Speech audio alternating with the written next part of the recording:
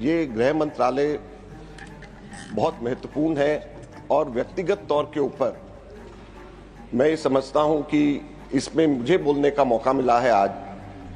मैं अपने आप को बड़ा खुशनसीब समझता हूं क्योंकि इस मंत्रालय में बतौर MOS मैंने काम किया और चिदम्बरम साहब उस वक्त गृह मंत्री थे और मैं उस वक्त उनका गृह राज्य मंत्री था और बहुत सारे विभाग इन्होंने मुझे जिसको काम करने के लिए दिया उसके अंदर मैंने इनसे सीखा भी और बहुत सारी चीजों में मेरी कोशिश होगी कि मैं कुछ सकारात्मक सुझाव मैं दूंगा। मेरे से दोनों पूर्व वक्ता एक वन लाइनर में विशेषता रखते हैं और एक दूसरा पोइट्री में विशेषता रखते हैं। मैं इन दोनों का मुकाबला तो नहीं करूंगा, लेकिन जो मैंने सीखा है इस गृह मंत्रालय के अंदर मेरे सकारात्मक विपक्ष के सजग विपक्ष के तौर के ऊपर मेरी कोशिश होगी और मैं कुछ सुझाव भी दूंगा। सभापति महोदय, सबसे पहले मैं दिल्ली से शुरू करना चाहता हूं। अभी 2 दिन पूर्व दिल्ली के अंदर कोहाट एनक्लेव के अंदर एक वृद्ध दंपति की हत्या हो गई और 2-3 दिन पहले ही दिल्ली के चांदनी चौक इलाके में एक व्यापारी से 80 लाख रुपए छीन करके भाग गए। दिल्ली इस वक्त पूरे हिंदुस्तान के अंदर क्राइम कैपिटल बन गया और दिल्ली सीधे के सीधे केंद्रीय गृह मंत्रालय के अंदर आता है। दिल्ली पुलिस सीधे उसके अंदर आती है और ये बावजूद इसके हो रहा है कि दिल्ली के अंदर हाईएस्ट पुलिस पॉपुलेशन रेशियो पूरे कंट्री के अंदर। दिल्ली के अंदर लगभग 11,000 करोड़ रुपया 12,000 करोड़ रुपए के बीच में केंद्र सरकार खर्च करती है दिल्ली के अंदर, बावजूद उसके ये हो रहा है। मैंने NCRB के लेटेस्ट आंकड़े निकाले, मैं आपके माध्यम से सदन में शेयर करना चाहता हूं। सभापति महोदय, पूरे हिंदुस्तान में क्राइम अगेंस्ट विमेन का रेट 66.4 है, यानी 1 लाख में 66 महिलाओं के ऊपर क्राइम होता है पूरे हिंदुस्तान का रेट। और पूरे हिंदुस्तान में 66 है, दिल्ली में कितना है? 144। रैंक के अंदर पूरे हिंदुस्तान के अंदर नंबर 1 कौन है? दिल्ली। क्राइम अगेंस्ट चिल्ड्रन में पूरे हिंदुस्तान का 36 का रेट, दिल्ली का 134। पूरे हिंदुस्तान के अंदर रैंकिंग में नंबर 1 कौन है? Delhi. Crime against senior citizen पूरे हिंदुस्तान के अंदर 27.5 का पूरे हिंदुस्तान के अंदर रेट है, दिल्ली में कितना है? 114। रैंक कितना है दिल्ली का? नंबर 1 दिल्ली के अंदर। तो आज दिल्ली जो केंद्र के पुलिस के सीधे अंतर आती, मैं बहुत बड़ी बड़ी बातें वन लाइनर्स या पोएम या इन सब चीजों के नहीं, मैं विशुद्ध आंकड़ों के माध्यम से मैं कहना चाहता हूं और इसमें मेरे आगे सुझाव भी। टोटल केसेस पेंडिंग ट्रायल अगर हम सब मेट्रोपॉलिटन सिटीज का देखें तो क्राइम अगेंस्ट विमेन के अंदर मुंबई में 31,000 के करीब केसेस कोर्ट में पेंडिंग, कोलकाता में 15,000, बेंगलुरु में 18,000, हैदराबाद में 10,000 और दिल्ली में कितने? 77,000। 77,000 केसेस कोर्ट के अंदर पेंडिंग है दिल्ली के अंदर। और 2016 के NCRB के फिगर से मैंने कंपेयर किया तो 2016 में NCRB कहती है कि दिल्ली में 29,000 केसेस केवल पेंडिंग थे, अब बढ़ करके 77,000 केसेस हो गए। और यही नहीं, इसके साथ में अगर हम क्राइम अगेंस्ट चिल्ड्रन का देखें तो मुंबई में 10,000, कोलकाता में 3,000, बेंगलुरु में 3,000, हैदराबाद में 1,600 और दिल्ली के अंदर 19,000 केसेस पेंडिंग है कोर्ट के अंदर। तो सभापति महोदय, इसके अंदर मैं अनुरोध करना चाहूंगा कि यह केंद्र सरकार और दिल्ली सरकार को मिलकर के काम करने की जरूरत है पेंडिंग केसेस में। अभी तक के तो पिछले 10 वर्ष में समझ में आता है कि इधर की बात उधर, उधर से इधर, लेकिन अगर ये ट्रायल कोर्ट के अंदर पेंडिंग केसेस कम कर दिए जाए, न्याय जल्दी मिलना शुरू हो जाए तो एक ये बहुत बड़ी भूमिका आगे आने वाले समय में कम से कम crime against women, crime against children और क्राइम अगेंस्ट सीनियर सिटीजन तीनों के अंदर दिल्ली नंबर 1 बना हुआ है। ये नहीं होना चाहिए। सभापति महोदय, दूसरा महत्वपूर्ण विषय मैं लेना चाहूंगा। अभी फार्मर्स एजिटेशन चल रहा था पंजाब के अंदर, फार्मर्स को अभी परसों उठा करके फेंक दिया गया। मैंने इस स्पीच की तैयारी के लिए मुझे याद था बीपीआरएनडी मेरे को चिदम्बरम साहब ने दिया हुआ था। बीपीआरएनडी के अंदर एक बड़ा अच्छा चैप्टर होता था एजिटेशंस का, और वो एजिटेशन का चैप्टर बताता था कि पूरे देश भर में कितने कम्युनल एजिटेशंस हुए, कितने स्टूडेंट्स एजिटेशंस हुए, कितने फार्मर्स एजिटेशन हुए, ये सारे के सारे चैप्टर बताता था। और ये चैप्टर अगर आप देखें तो इसके अंदर पूरे आंकड़े पूरे के पूरे राज्यभर होता था और टेबल्स होते थे, बहुत अच्छे से एक्सप्लेन किया जाता था। मैंने कहा कि इसको देखते हैं लेटेस्ट बीपीआरएनडी की रिपोर्ट में। जब बीपीआरएनडी की लेटेस्ट रिपोर्ट देखी तो एजिटेशन का चैप्टर गायब, पिछले साल की देखी उसमें गायब, और 2017 में जाकर के मुझे आखिरी में एजिटेशन का चैप्टर मिला। और हमारे जब डिपार्टमेंट रिलेटेड मीटिंग हुई तो मैंने उसके अंदर बात रखी, और मैं धन्यवाद करना चाहूंगा हमारे राधामोहन अग्रवाल जी का। उन्होंने हमें इजाजत देते हैं, फ्रीडम देते हैं पूछने का और रिकॉर्ड करते हैं। मैं उनको ऑफिशियली यहां पे आज ऑपोजिशन में होने के बावजूद उनको धन्यवाद करता हूं कि ये सब चीजें रिकॉर्ड पे आती। और डिपार्टमेंट रिलेटेड स्टैंडिंग कमेटी में जब मैंने इसको उठाया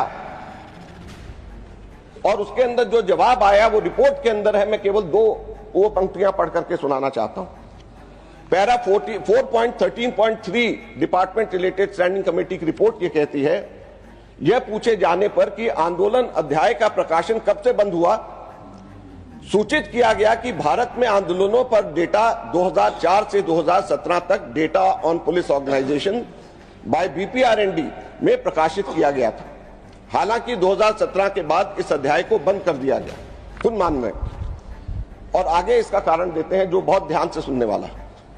मंत्रालय की एक बैठक में यह निर्णय लिया गया कि राष्ट्रीय अपराध अभिलेख ब्यूरो एनसीआरबी द्वारा भारत में अपराध रिपोर्ट में लोक शांति के विरुद्ध अपराध श्रेणी के तहत पहले से ही इस तरह का डेटा प्रकाशित किए जा रहे हैं।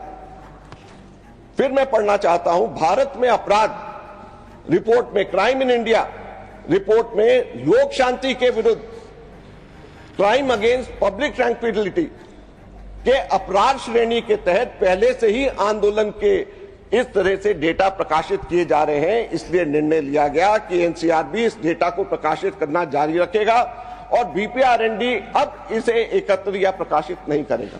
इसका क्या मतलब है? इसका मतलब यह है कि आंदोलन को गृह मंत्रालय यह मानता है कि यह अपराध की श्रेणी में और यह क्राइम है, आंदोलन करना एक क्राइम है। और आंदोलन को क्योंकि अपराध की श्रेणी में रखा जाता है और ये अपराध को एनसीआरबी उसका डेटा करता है, इसलिए एजिटेशन का चैप्टर बीपीआरएनडी में डालने की जरूरत नहीं। सभापति महोदय, प्रश्न ये उठता है कि क्या आंदोलन अपराध की श्रेणी में आते हैं? जब वंचित एवं शोषित व्यक्ति सब जगह से हारकर लोकतांत्रिक तरीके से अपनी आवाज को जनता के सामने करता है तो क्या वो अपराधी बन जाता है, अपराधी की श्रेणी में आ जाता है? मूल प्रश्न यह है कि हमारे किसान क्या अपराधी हैं? क्या हम लोकतंत्र में हैं या हम पुलिस स्टेट के अंदर हैं कि जबकि हम एजिटेशन का डेटा इकट्ठे करने की जगह अब अपराध जो है पब्लिक ट्रैंक्विलिटी को जो खराब करेगा उसके श्रेणी के अंदर ये आ जाएंगे। मैंने साथ साथ में एजिटेशन के चैप्टर से एजिटेशन के किस तरीके से परिभाषित किया जाता है उसको मैंने देखा। एजिटेशन को जो हमारे समय में परिभाषित किया जाता था वो असल में महात्मा गांधी के एजिटेशन की परिभाषा थी, और वो कहती है agitations are collective expression of dissatisfaction with the state authorities and others on a variety of issues like education, essential services, transport facilities, wages, etc. In a democratic system, expression of protest by different groups, subgroups of public is a common feature. Police personnel of both the states and CAPFs need to consciously strive for upgrading their professional skills and behavior skills in order to manage crowd agitated over any perceived, real or imaginary cause of injustice, dissatisfaction against the authorities or some other sections of the society without use of force as far as possible. तो जो agitation का जो मूल भावना थी, जो उस agitation करने का लोकतंत्र के अंदर एक अधिकार दिया गया था, उस अधिकार को एक तरीके से खत्म कर दिया गया। और इसमें आंकड़ों में भी फर्क आते हैं। 2016 के आंकड़े जो 2017 की रिपोर्ट में आखिरी बार जो प्रकाशित किए गए, बीपीआरएनडी की एजिटेशन चैप्टर में 1,15,000 आंदोलन को उसके अंदर दिखा गया। और 2016 के एनसीआरबी के अपराध की श्रेणी के अंदर मात्र 72,000 उसको मेंशन करेंगे, यानी 37% जो आंदोलन हुए वो पूरे के पूरे गायब कर दिए गए। और ये मंशा हमारी सरकार की है कि ना केवल इस एजिटेशन के चैप्टर को हटा दिया जाए, बल्कि हमारे देश के अंदर अलग अलग स्थानों के ऊपर जो एजिटेशंस हो रहे हैं उन एजिटेशंस के ऊपर भी पर्दा किसी ना किसी बहाने कर दिया जाए। सभापति महोदय, बेशक ये कुछ लोगों को अभी इसकी महत्व समझ नहीं आएगा, लेकिन ये इतना महत्वपूर्ण है। अगर आप इसके ऊपर चादर डालेंगे, इन बातों के ऊपर कंबल डालेंगे, तो अफवाहें फैलाने वाले, झूठ बोलने वाले किसी भी प्रकार के कोई भी आंकड़े देंगे और उसको हम लोग किसी भी तरीके से हम लोग उसको ठीक करने, काउंटर करने की स्थिति में नहीं होंगे। इसलिए मेरा फिर से कहना है हमारे गृह मंत्रालय को, बीपीआरएनडी का जो चैप्टर एजुटेशन के ऊपर 2004 से हम लोगों ने शुरू किया था, 2017 में जो आपने बंद करा उसको वापस शुरू करना चाहिए। इसको अपराध की श्रेणी से हटा दीजिए। एजिटेशन करना, आंदोलन करना अपराध नहीं होता। आप लोग भी जब ऑपोजिशन के अंदर थे, बीजेपी भी जब ऑपोजिशन में थी, हम लोग भी छात्र आंदोलन से निकले हैं, हम लोग भी ट्रेड यूनियन से निकले हैं, आंदोलन करते हैं। और हम वो आंदोलन भी करते हैं जिसमें पुलिस परमिशन भी होती है, जंतर मंतर पर भी बैठते हैं, भूख हड़ताल भी करते हैं। तो क्या हर आंदोलन अपराध की श्रेणी में गिना जाएगा? और वो आंदोलनों की लिस्ट, आंदोलनों की बारे में बातें पूरे के पूरे देश को एनुअल रिपोर्ट के अंदर आनी चाहिए। मेरा विनम्र निवेदन हमारे गृह मंत्रालय से। सभापति महोदय, भारत का एक प्रकार से यह स्वर्णिम काल के दहलीज के ऊपर हम लोग खड़े हुए हैं। सभापति महोदय, यह स्वर्णिम काल का कारण और कोई नहीं बल्कि हमारे देश के युवा। हमारे देश की आबादी, युवा आबादी दुनिया के अंदर सबसे ज्यादा है इस वक्त। हमारे 65% देश की आबादी 25 वर्ष से कम। अगर मीडियम मध्य आयु अगर हमारे देश की पाई जाए तो 28 वर्ष हमारी है, यानी आधी आबादी हमारी 28 वर्ष से कम। अगर हम डेवलप्ड कंट्रीज के साथ में इसको अगर हम मुकाबला करें तो जापान के अंदर जो मीडियन वैल्यू है, मध्य आयु है, वो 49 ईयर्स की, जर्मनी के अंदर 47 वर्ष की, अमेरिका के अंदर यह 39 वर्ष की, और हम 28 वर्ष पे हैं। हमारे सामने ये एक अपॉर्चुनिटी हमारे सामने है जिसको डेमोग्राफिक डिविडेंड हम लोग कहते हैं, हमारा जनसांख्यिकी लाभांश कहते हैं कि जो हम लोगों को मिलता है, जिसका फायदा हम लोगों को मिल रहा है। सभापति महोदय, लेकिन ये डेमोग्राफिक डिविडेंड का विंडो, ये खिड़की हमेशा के लिए हमारे सामने खुली हुई नहीं है। ये केवल अगले 25 वर्षों के लिए, क्योंकि 2050 आते आते हमारी मध्य आयु हमारे देश की 28 से बढ़कर के 39 हो जाएगी, जो आज अमेरिका की। तो हमारे सामने ये केवल 25 वर्ष हैं जिसमें हम लोग इस युवा आबादी का फायदा उठा सके। लेकिन ऐसा लगता है कि हमारे देश के खिलाफ में साजिश हो रही है, जिसको रोकने के अंदर हमारी केंद्र सरकार और गृह मंत्रालय मुझे लगता है कि विफल हुई है। और उसके बारे में मैं कहना चाहता हूं, क्योंकि वो नशे की शिकार हो रही है। आज नशे की वाकया, घटनाएं इतनी तेजी से हमारे देश के अंदर बढ़ रही, और उसके मैं आंकड़े देना चाहता हूं जो हम लोगों के सामने हमारे देश के लिए बहुत महत्वपूर्ण है। सभापति महोदय, 2010 और 2014 के बीच में कुल एनडीपीएस की घटनाएं, नशे की घटनाएं पूरे देश में 33,000 थी, और 2022 के लेटेस्ट एनसीआरबी की रिपोर्ट कहती है कि ये घटनाएं 33,000 से बढ़ करके 1,15,000 होगी, 4 गुना से भी ज्यादा। ये रेट जो है प्रति लाख पॉपुलेशन 2010 से 2014 के बीच में 2.7 का रेट था। आज ये रेट 8.7 का, 2.7 से बढ़कर के 8.7, और ये हर साल बढ़ रहा है। ऐसा नहीं कि एकदम झटके से बढ़ गया।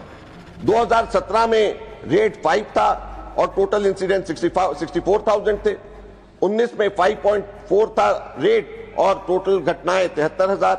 21 में 6.3 रेट और टोटल घटनाएं 78,000, और अब 2022 में रेट 8.7 और टोटल घटनाएं 1,15,000। ये बढ़ करके, टोटल बढ़ करके 4 गुना अगर 2010 और 2014 के बीच में करें तो ये इतना बढ़ गया। ये कुल बढ़ोतरी 247% की बढ़ोतरी केवल 10 वर्षों के अंदर 247% बढ़ा है एनडीपीएस की घटनाएं। दिल्ली के अंदर जो राष्ट्र की राजधानी है, जहां पे पुलिस भी इनकी, दिल्ली के अंदर जहां पूरे राष्ट्र में 247% बढ़ा है, दिल्ली के अंदर 546% बढ़ा है। 2015 में जहां पे केवल 277 घटनाएं एनडीपीएस की हुई थी, 2024 में बढ़कर के ये 1789 घटनाएं हो गई। दिल्ली के अंदर 546% दिल्ली के अंदर एनडीपीएस की घटनाओं के अंदर बढ़ोतरी हुई है। आज दिल्ली की स्थिति ये है, आज देश के अंदर स्थिति ये है। यही नहीं, अभी 2 दिन पहले राज्यसभा के अंदर रणदीप सुरजेवाला जी के एक प्रश्न में जवाब दिया कि कहां कहां के किस तरीके के ड्रग्स कितने कितने सीज करेंगे।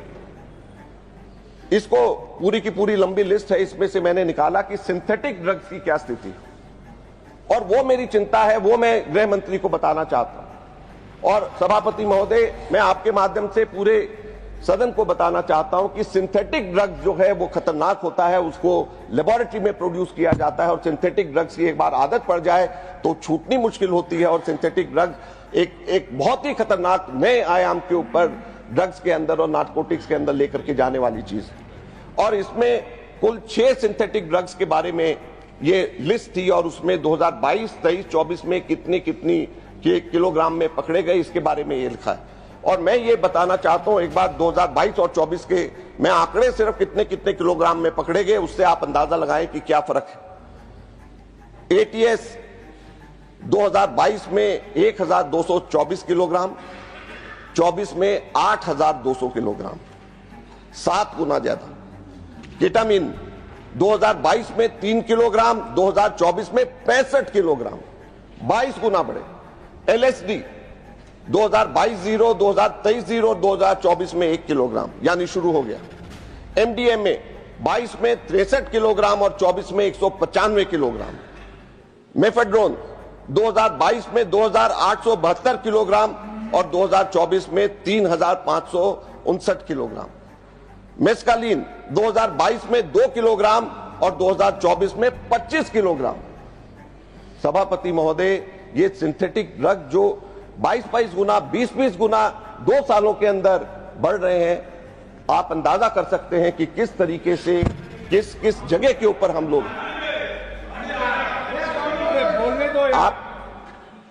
आप क्यों परेशान हो रहे हैं? क्यों परेशान हो रहे हैं? मैं तो आंकड़े जो हमारे को दिए हैं यहां पे इसी हाउस में वही बोल रहा हूं, और मैं उम्मीद करूंगा गृह मंत्री जी इसका जवाब दे। जो चीज अच्छी लगे उसको माने, जो अच्छी नहीं लगे उसको नहीं माने। यही गृह मंत्री हम सुझाव दे सकते हैं, ऑपोजिशन होने के नाते हम ये बातें सामने रख सकते हैं। सभापति महोदय, इतिहास गवाह है कि पहले ड्रग्स और नारकोटिक्स आते हैं और फिर गैंग वॉर और टेररिज्म आता है। पंजाब के अंदर आज यहां पर पूरे देश में 8.7 है, पंजाब के अंदर ये रेट है 40।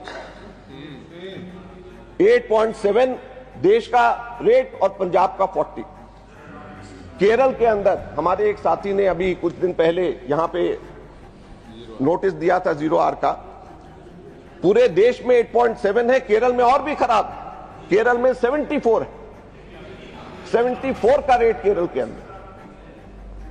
तो सभापति महोदय, ये साजिश नहीं है तो क्या है हमारे देश के युवाओं का, जहां पर कुछ राज्यों में खास तौर के ऊपर जो हमारे बॉर्डर स्टेट्स हैं वहां पर क्यों इस तरीके की चीजें हो रही। पाकिस्तान से 5-5 किलो के ड्रोन से हमारे यहां पे ड्रग्स आ रहे हैं, इसको कौन रोकेगा? 50 किलोमीटर बीएसएफ की जो एम्पावर करी है, किसने किया? आपने किया है, तो ड्रोन्स को कौन रोकेगा? 5-5 किलोग्राम से आप सब लोग जानते हैं कि पंजाब के अंदर ड्रोन से आ रहे हैं, बाहर से आ रहे हैं। गैंगस्टर्स पंजाब के अंदर जेल से ऑपरेट कर रहे हैं। ये टेररिज्म का उठता हुआ नाग नहीं है तो क्या है? हाल के वर्षों में पंजाब पुलिस स्टेशंस में ग्रेनेड हमले हो रहे हैं, कार्यकर्ताओं की लक्षित हत्याएं हो रही, अंतर्राष्ट्रीय नेटवर्क की संलिप्तता द्वारा चिन्हित किया गया। 2022 से लेकर अब तक कम से कम 15 प्रमुख घटनाएं हुई हैं, जिसमें आरपीजी, रॉकेट चलित ग्रेनेड, निम्न तीव्रता विस्फोट, बब्बर खालसा इंटरनेशनल और खालिस्तान जिंदाबाद फोर्स जैसे खालिस्तान समर्थक समूहों से जुड़ी हत्याएं शामिल। सभापति महोदय, 14 अभियुक्तों की गिरफ्तारी हो चुकी है, लेकिन जो पाए जा रहे हैं वो AK-47 पाए जा रहे हैं उनके पास, ग्लॉक पिस्टल्स और आर्गेस ग्रेनेड पाए जा रहे हैं। आर्गेस ग्रेनेड क्या है जिसका इस्तेमाल हो रहा है? ये Austrian made grenades Austrian grenade जिसका इस्तेमाल वहां पर हो रहा है पंजाब में, उसका इस्तेमाल मुंबई अटैक में और हमारे यहां पार्लियामेंट के अटैक में हुआ है। तो ये कैसे आ गए हमारे देश के अंदर, कैसे इनका इस्तेमाल पंजाब के अंदर हो रहा है?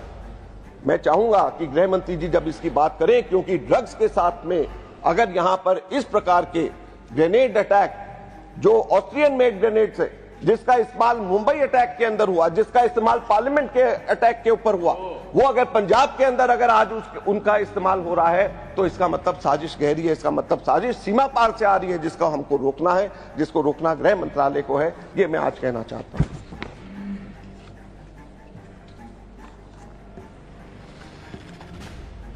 सभापति महोदय, जब बॉर्डर से आ रहा है, सीमा पार से आ रहा है, तो सीमा पे रोकने का काम गृह मंत्रालय का। बॉर्डर इंफ्रास्ट्रक्चर के ऊपर अलग अलग स्कीम्स हैं। बॉर्डर एरिया डेवलपमेंट प्रोग्राम में 2024-25 में बजट एलोकेशन 335 करोड़ का था और रिवाइज एस्टीमेट कितना, 335 करोड़ से घट करके 110 करोड़, 225 करोड़ रुपए लैप्स हो गए, खर्च नहीं कर पाए। 67%, 2/3 लैप्स हो गए बॉर्डर एरिया डेवलपमेंट प्रोग्राम में। Border infrastructure and management scheme में 2023-24 में 10.52%, लगभग 11% लैप्स। 2024-25 के अंदर इस वर्ष 19% लैप्स और पिछले 2 वर्ष के अंदर 3,000 करोड़ रुपए मुश्किल से खर्च किए गए और इस वर्ष बजट रखा गया है 5,590 करोड़ का।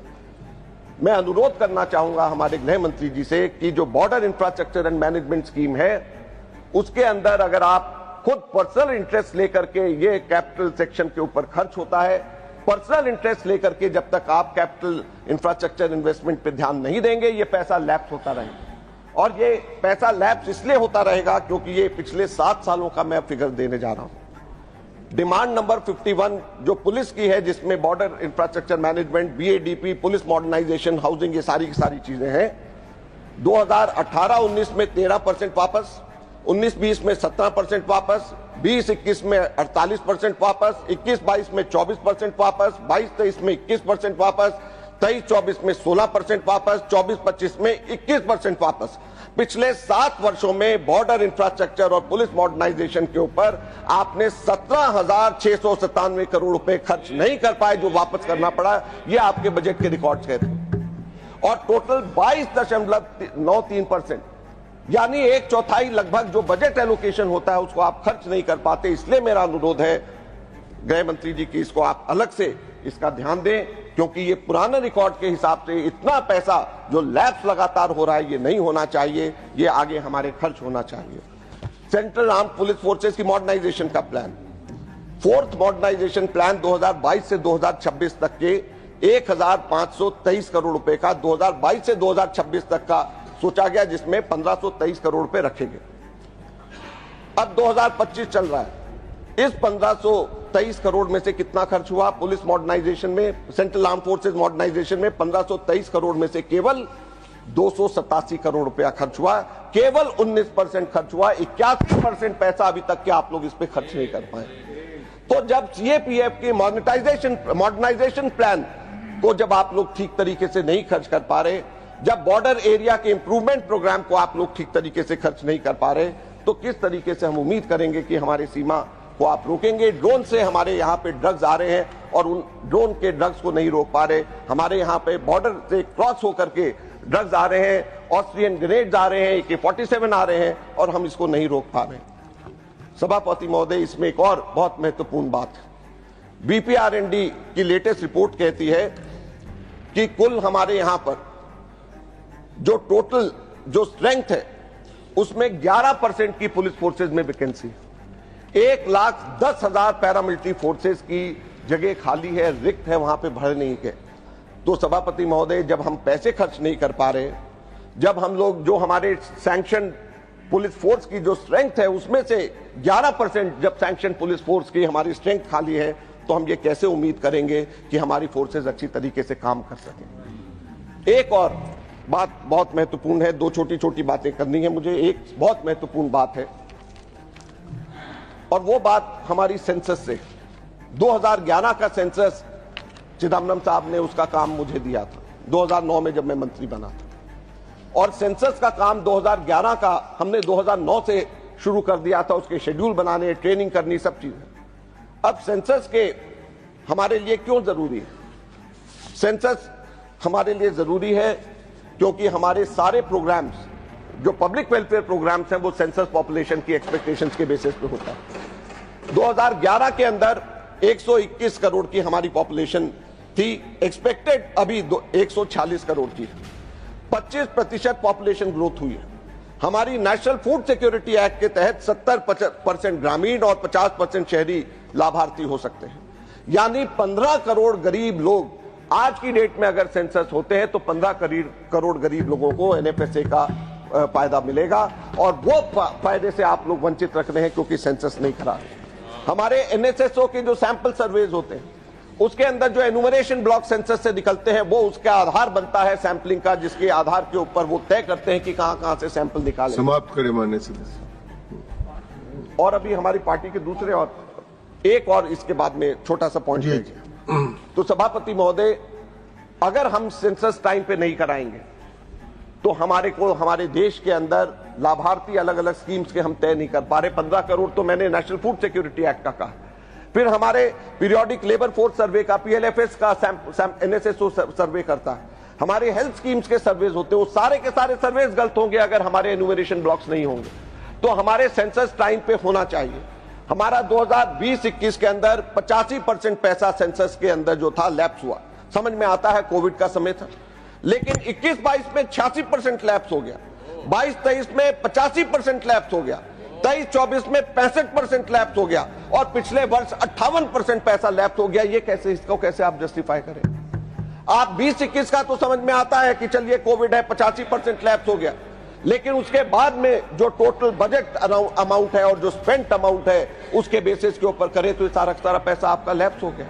मैंने केवल एक बात पूछा, समाप्त करें माननीय सदस्य, बात पूछा, समाप्त करें, कि जो मंत्रालय के लोग आए थे, मैंने केवल एक बात पूछा कि आप हमें यह वायदा कर दें कि इस साल सेंसस पूरा कर देंगे, लेकिन कोई वायदा नहीं हुआ। जो अभी इस साल का भी बजटरी एलोकेशन है उसके हिसाब से हमारा इस साल भी मुझे नहीं लगता कि सेंसस हम लोग कंप्लीट कर पाएंगे, और हमारे देश की गरीब जनता फिर भी महरूम रहेगी क्योंकि उनको लाभ नहीं मिल रहा। मैं चाहूंगा गृह मंत्री इसमें भी कुछ कहना चाहते हैं, जब जवाब देंगे तो हम लोग सुनना चाहेंगे, इसके ऊपर भी, सेंसस के ऊपर हम लोग सुनना चाहेंगे। आखिर बात मैं बोलना चाहूंगा, हमारे ग्लोबल वार्मिंग की वजह से डिजास्टर मैनेजमेंट के ऊपर बजट हमारा ज्यादा होना चाहिए, क्योंकि प्राकृतिक आपदाएं हमारे यहाँ पे बढ़ रही। दुख की बात यह है, समाप्त करें माननीय सदस्य, दुख की बात यह है कि हमारे पूरे बजट में जो बी में इंक्रीज हुआ है, बी से आरई, वो 5.83% है ग्रह मंत्रालय का, पूरे देश का 7.4% है। लेकिन प्राकृतिक आपदा में relief on account of natural calamities में कटौती कर दी गई है 7.5% की, जबकि प्राकृतिक आपदा, नेचुरल कैलामिटीज हमारी बढ़ रही हैं। हम सब लोग जानते हैं ग्लोबल वार्मिंग की वजह से और ज्यादा खर्चे होंगे, लेकिन और ज्यादा खर्चे जिसमें होंगे उसमें आप 7.5% की कटौती कर दें तो यह बड़े दुख की बात है, इसको भी आपको देखना चाहिए। एनडीआरएफ जो हमारा national disaster response police force है, उसमें 23% की वैकेंसी है पुलिस फोर्स, उस रिस्पांस फोर्स के अंदर 23% लोग उसमें कम है। टोटल सैंक्शन स्ट्रेंथ 18,597 की और एक्चुअल 14,197 की। तो सभापति महोदय, जब हमारी ग्लोबल वार्मिंग बढ़ रही है, हम कैसे प्राकृतिक आपदा के ऊपर हम खर्चे के अंदर कटौती कर सकते हैं, ये मुझे समझ में नहीं आता। एक नेशनल डिजास्टर मैनेजमेंट प्रोग्राम था। अब समाप्त हुआ भाषण माननीय सदस्य। आखिरी वाला पॉइंट एक बार बस ये वाला खत्म कर लेने दें सभापति महोदय। नेशनल डिजास्टर मैनेजमेंट प्रोग्राम था, 23-24 में एक्चुअल खर्च हुए 198 करोड़, 24-25 में बी घट करके 105 करोड़, 24-25 में आरई 25 करोड़ और 25-26 में बी 4 करोड़। 198 करोड़ से कम होते होते ये 4 करोड़ के ऊपर नेशनल डिजास्टर मैनेजमेंट प्रोग्राम पहुंच गया। आप बताएं कि किस तरीके से हमारी प्राकृतिक आपदा के ऊपर ये काम हो रहा है। बहुत बहुत धन्यवाद सभापति महोदय।